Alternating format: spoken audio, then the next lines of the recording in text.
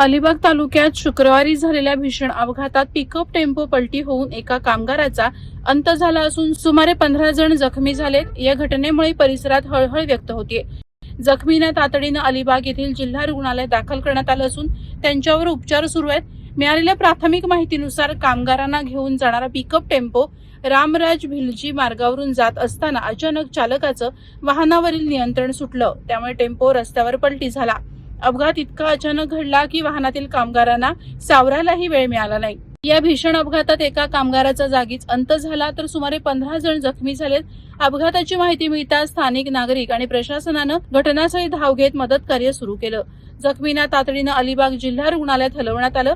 काही जखमींची प्रकृती गंभीर असल्याचंही समजतं. दरम्यान अपघातग्रस्त सर्व कामगार हे गेल कंपनीत काम करणाऱ्या एका खासगी ठेकेदाराचे असल्याची प्राथमिक माहिती समोर आली आहे. अपघाताचे नेमके कारण अद्याप स्पष्ट झाले नसून पोलिसांकडून या प्रकरणाचा अधिक तपास सुरू आहे. या घटनेनंतर कामगारांच्या सुरक्षिततेबाबत पुन्हा प्रश्न उपस्थित केले जात आहेत. वादळवारा लाईव्हसाठी अमोल कुमार जैन, अलिबाग.